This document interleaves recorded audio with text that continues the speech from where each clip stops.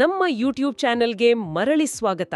ಇವತ್ತಿನ ಈ deep dive ವಿಶ್ಲೇಷಣೆಯಲ್ಲಿ ಸಾಹಿತ್ಯ ಲೋಕದ ಇತಿಹಾಸವನ್ನೇ ಬುಡಮೇಲು ಮಾಡಿದ, ಭಾಷೆಯ ನಿಯಮಗಳನ್ನು ಹೊಸದಾಗಿ ಬರೆದ ಒಂದು ಅದ್ಭುತವಾದ ವಿಷಯದ ಬಗ್ಗೆ ಚರ್ಚೆ ಮಾಡಲಿದ್ದೇವೆ. ಹೌದು, ಖಂಡಿತ.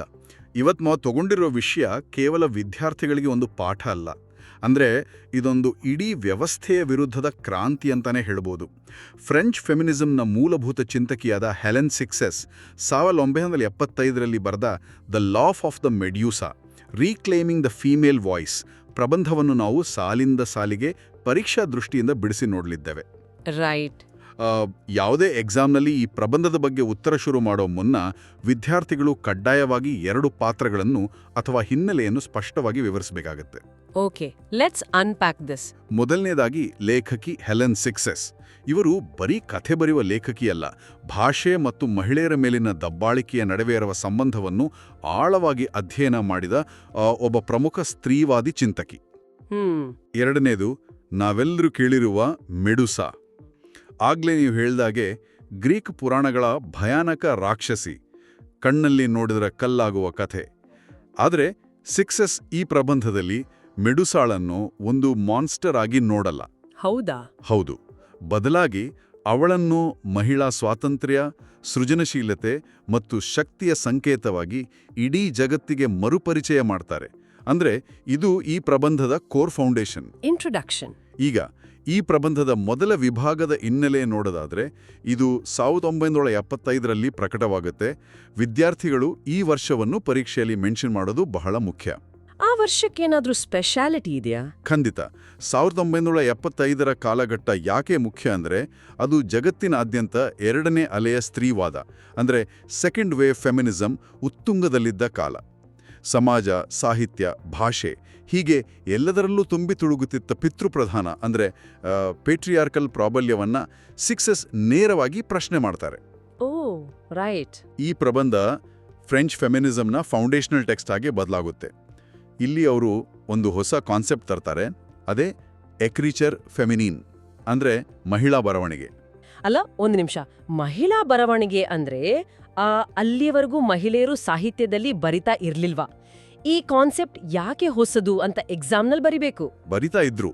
ಆದ್ರೆ ಇತಿಹಾಸವನ್ನು ಗಮನಿಸಿದ್ರೆ ಪುರುಷರ ಅಧಿಕಾರವು ಇಡೀ ಸಂಸ್ಕೃತಿ ಮತ್ತು ಭಾಷೆಯನ್ನು ತಮಗೆ ಬೇಕಾದ ಹಾಗೆ ನಿಯಂತ್ರಿಸಿತ್ತು. ಅಂದ್ರೆ ಭಾಷೆಯ ವ್ಯಾಕರಣ, ರೂಲ್ಸ್ ಎಲ್ಲವೂ ಗಂಡ್ಮಕ್ಕಳು ಮಾಡಿದ್ದು.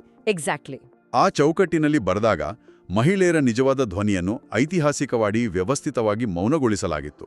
ಹಾಗಾಗಿ ಪುರುಷರ ಶೈಲಿಯನ್ನು ಕಾಪಿ ಮಾಡೋದು ಬೇಡ, ಮಹಿಳೆಯರು ತಮ್ಮದೇ ದೇಹ, ಭಾವನೆಗಳು ಮತ್ತು ಅನುಭವಗಳ ಬಗ್ಗೆ ನಿರ್ಭಯವಾಗಿ ಬರೆಯಬೇಕು ಅಂತ ಸಿಕ್ಸೆಸ್ ಕರೆ ಕೊಡ್ತಾರೆ. ಮೆಡುಸಾಳನ್ನು ರಾಕ್ಷಸಿಯ ಬದಲು ಶಕ್ತಿಯ ಸಂಕೇತ ಮಾಡಿದ್ದು ಕೂಡ ಇದರದೇ ಒಂದು ಭಾಗ.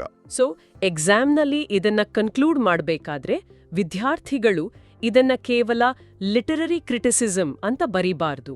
ಅಂದ್ರೆ ಸಾಹಿತ್ಯ ವಿಮರ್ಶೆಯ ಜೊತೆಗೆ ಸ್ತ್ರೀವಾದಿ ರಾಜಕಾರಣದ ಒಂದು ಪರ್ಫೆಕ್ಟ್ ಸಂಯೋಜನೆ ಅಂತ ಹೈಲೈಟ್ ಮಾಡಬೇಕು. ಈಗ ಈ ಮೌನ ಅಂದ್ರೆ ಏನು ಅಂತ ನೋಡೋಣ. Women and silence. ಇಲ್ಲಿ ಸಿಕ್ಸೆಸ್ ಪಿತೃಪ್ರಧಾನ ಸಮಾಜ ಮಹಿಳೆಯರನ್ನ ಹೇಗೆ ಮೌನವಾಗಿ ಯಾವಾಗಲೂ ವಿಧೇಯರಾಗಿರಲು ಫೋರ್ಸ್ ಮಾಡ್ತು ಅನ್ನೋದರ ಹಿಂದಿನ ಪಾಲಿಟಿಕ್ಸ್ ಬಿಚ್ಚಿಡ್ತಾರೆ. ಇದನ್ನ ಅರ್ಥ ಮಾಡ್ಕೊಳ್ಳೋಕೆ ಒಂದು ಸಿಂಪಲ್ ಉದಾಹರಣೆ ಕೊಡಬಹುದು ಅನ್ಸುತ್ತೆ. ಒಂದು ಪಕ್ಷಿಯನ್ನ ತಂದು ಪಂಜರದಲ್ಲಿ ಕೂಡಿ ಹಾಕಿ ಅದಕ್ಕೆ ಹಾರಲು ಮರೆಸಿದಂತೆ ಅಲ್ವಾ? ವಾವ್, ಬಹಳ ಒಳ್ಳೆ ಅನಾಲಜಿ ಇದು. ಅಂದ್ರೆ ಆ ಪಕ್ಷಿಗೆ ರೆಕ್ಕೆ ಇದ್ರೂ ಅದು ಹೇಗೆ ಹಾರೋದನ್ನ ಮರೆತು ಕೇವಲ ಪಂಜರವೇ ತನ್ನ ಪ್ರಪಂಚ ಅಂದುಕೊಳ್ಳುತ್ತೋ ಹಾಗೆ ಈ ಪಿತೃಪ್ರಧಾನ ಸಮಾಜ ಮಹಿಳೆಯರನ್ನ ಮೌನವಾಗಿರಲು, ವಿಧೇಯರಾಗಿರಲು ಕಲಿಸಿತು. ಎಕ್ಸಾಕ್ಟ್ಲಿ. ಆ ಪಕ್ಷಿ ಮತ್ತು ಪಂಜರದ ಉದಾಹರಣೆ ಎಷ್ಟು ಕರಾರುವಕ್ಕಾಗಿದೆ ಅಂದರೆ ಸಿಕ್ಸೆಸ್ ಹೇಳೋದು ಇದನ್ನೇ. ಪುರುಷರು ಪವರ್ ಮತ್ತು ರೆಪ್ರೆಸೆಂಟೇಷನ್ ಸಿಸ್ಟಮ್ಸನ್ನು ಪೂರ್ತಿಯಾಗಿ ಕಂಟ್ರೋಲ್ ಮಾಡಿದ್ದರಿಂದ ಇತಿಹಾಸ ಮತ್ತು ಸಾಹಿತ್ಯದಲ್ಲಿ ಮಹಿಳೆಯರ ಧ್ವನಿಗೆ ಜಾಗವೇ ಇಲ್ಲದಂತಾಯಿತು. ಹೌದು. ಸಮಾಜ ಮಹಿಳೆಯರಿಗೆ ತಮ್ಮ ಆಸೆ, ಭಾವನೆ ಮತ್ತು ಸೃಜನಶೀಲತೆಯನ್ನು ಹೊರಹಾಕದಂತೆ ತಡೆಯಿತು. ಇದರ ಎಫೆಕ್ಟ್ ಏನಾಯ್ತು? ಸಂಪೂರ್ಣವಾಗಿ ಮೌನವಾಗಿ ಇದ್ಬಿಟ್ರಾ? ನಿರಂತರವಾದ ಈ ಮೌನದಿಂದಾಗಿ ಮಹಿಳೆಯರಲ್ಲಿ ಒಂದು ರೀತಿಯ ಇನ್ಫೀರಿಯಾರಿಟಿ ಅಂದರೆ ಕೀಳರಿಮೆ ಜೊತೆಗೆ ಭಯ ಕಾಡೋಕೆ ಶುರುವಾಯಿತು. ಗಮನಿಸಿ, ಆ ಮೌನ ಅನ್ನೋದು ಬರೀ ಸೈಲೆಂಟ್ ಆಗಿರೋದಲ್ಲ, ಮತ್ತೆ ಅದು ಅವರ ಕಾನ್ಫಿಡೆನ್ಸ್ ಮತ್ತು ಐಡೆಂಟಿಟಿಯನ್ನೇ ನಾಶ ಮಾಡುವ ಒಂದು ಬಲವಾದ ಶೋಷಣೆ. ಈ ಶೋಷಣೆಯನ್ನು ಮುರಿಯಲೇಬೇಕು. ಅದಕ್ಕಿರೋ ಒಂದೇ ದಾರಿ ಬರವಣಿಗೆ. ಅಂದ್ರೆ ಇಲ್ಲಿ ಬರೆಯೋದು ಬರೀ ಹಾಬಿ ಅಲ್ಲ, ಅದೊಂದು ದಂಗೆಯ ಸಂಕೇತ, ಅಂದ್ರೆ ರಿಬೆಲಿಯನ್ ಅಂತ ಎಕ್ಸಾಮಲ್ ಬರಿಬೇಕು. ಕಳೆದು ಹೋದ ಧ್ವನಿಯನ್ನು ಬರವಣಿಗೆ ಎಂಬ ಅಸ್ತ್ರದಿಂದಲೇ ವಾಪಸ್ ಪಡಿಬೇಕು. ಈಗ ಬರವಣಿಗೆ ಹೇಗಿರ್ಬೇಕು ಅಂತ ನೋಡೋದಾದ್ರೆ, ecriture feminine, women's writing. What's fascinating here is ಈ ವಿಭಾಗದಲ್ಲಿ ಬರುವ ಕಾನ್ಸೆಪ್ಟ್. ಇದರ ನೇರ ಅರ್ಥ ಸ್ತ್ರೀಲಿಂಗ ಬರವಣಿಗೆ, ಅಥವಾ ಇಂಗ್ಲಿಷ್ನಲ್ಲಿ ರೈಟಿಂಗ್ ಥ್ರೂ ದ ಬಾಡಿ, ಅಂದ್ರೆ ದೇಹದ ಮೂಲಕ ಬರೆಯುವುದು ಅಂತ ಹೇಳ್ತಾರೆ. ವೈಟ್. ದೇಹದ ಮೂಲಕ ಬರೆಯೋದು ಅಂದ್ರೆ ಕೇಳೋಕ್ ಸ್ವಲ್ಪ ವಿಚಿತ್ರ ಅನ್ಸುತ್ತೆ.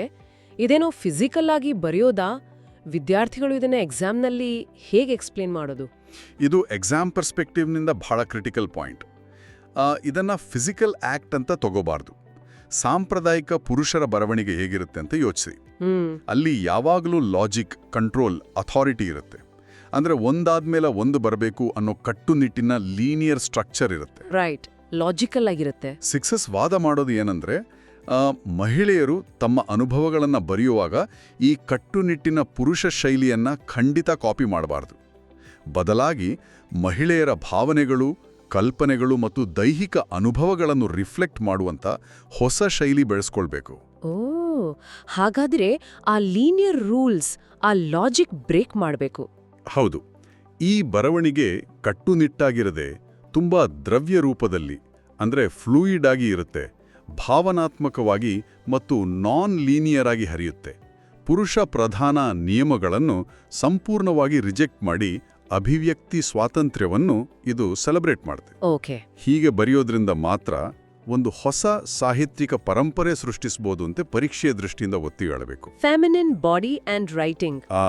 ಇದು ನಾವೀಗ ತಾನೇ ಮಾತನಾಡಿದ ಪಾಯಿಂಟ್ಗೆ ನೇರವಾಗಿ ಲಿಂಕ್ ಆಗುತ್ತೆ. ಇಲ್ಲಿ ಸಮಾಜವು ಮಹಿಳೆಯರು ತಮ್ಮ ಸ್ವಂತ ದೇಹ ಮತ್ತು ಲೈಂಗಿಕತೆಯ ಬಗ್ಗೆ ಹೇಗೆ ನಾಚಿಕೆ ಪಡುವಂತೆ ಮಾಡಿತು ಮತ್ತು ಇದರಿಂದ ಅವರು ತಮ್ಮಿಂದ ತಾವೇ ಹೇಗೆ ದೂರವಾದರು ಅನ್ನೋದನ್ನು ವಿವರಿಸ್ತಾರೆ. ನಿಜ.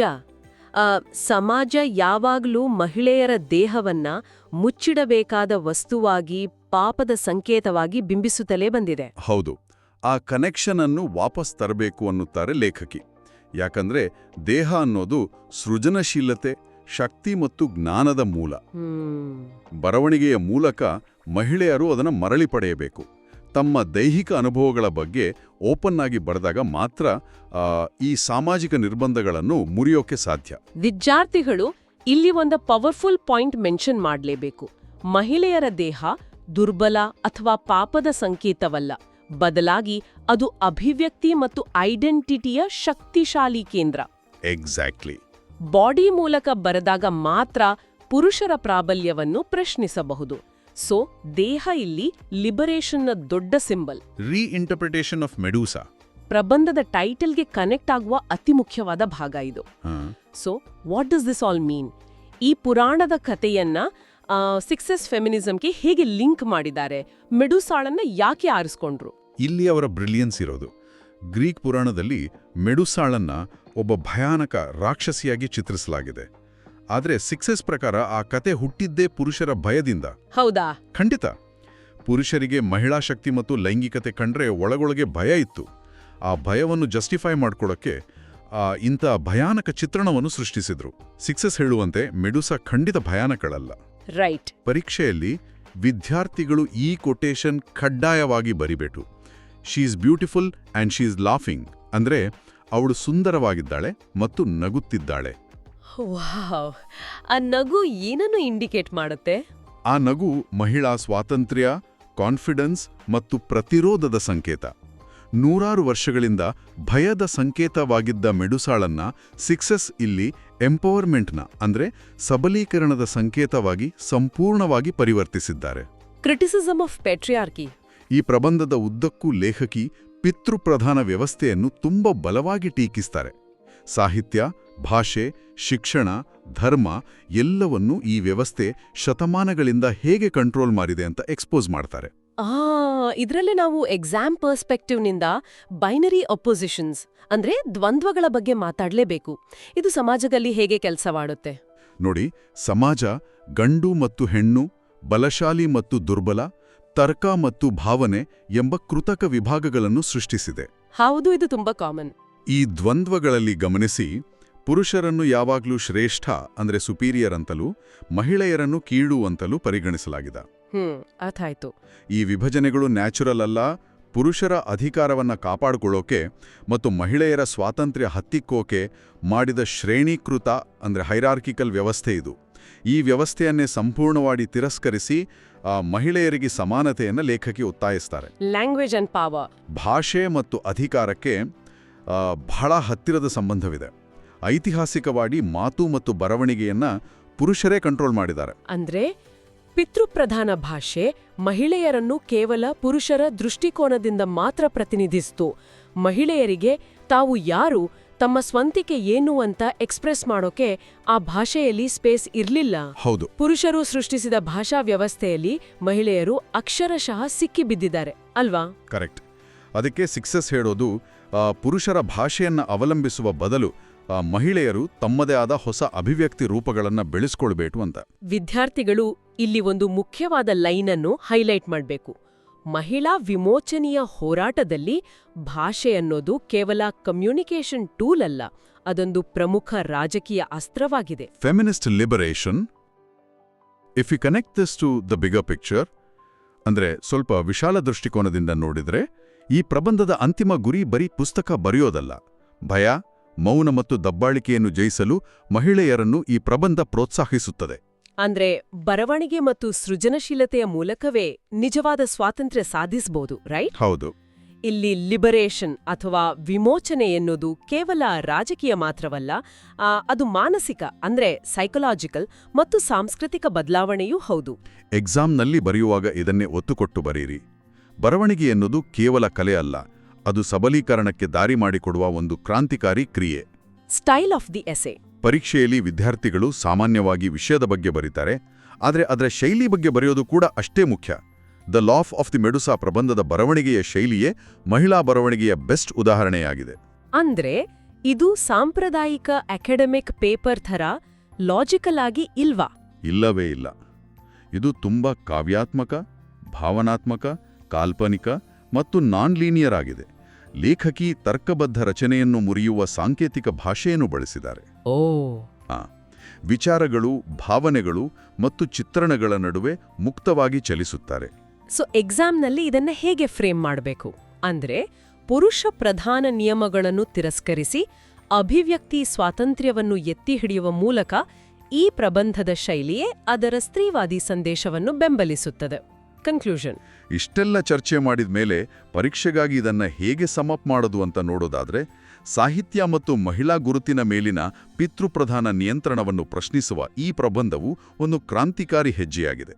ಮೌನವನ್ನು ಮುರಿಯಲು, ದೇಹವನ್ನು ಮರಳಿ ಪಡೆಯಲು ಮತ್ತು ಮುಕ್ತವಾಗಿ ಬರೆಯಲು ಸಿಕ್ಸಸ್ ಪ್ರೇರೇಪಿಸುತ್ತಾರೆ. ಜೊತೆಗೆ ಇಕ್ರಿಚರ್ ಫೆಮಿನೈನ್ ಮೂಲಕ ಹೊಸ ಸಾಹಿತ್ಯಾತ್ಮಕ ಅಭಿವ್ಯಕ್ತಿಯನ್ನು ಪರಿಚಯಿಸಿದ್ರು.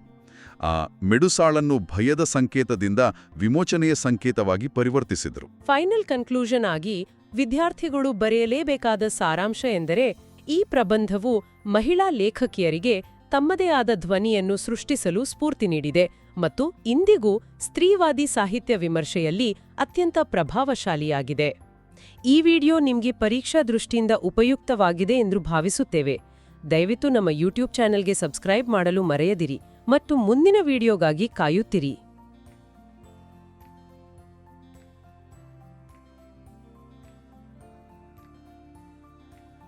If you find this explanation of the Laugh of the Medusa helpful, kindly subscribe to this YouTube channel for more English literature and literary theory lectures.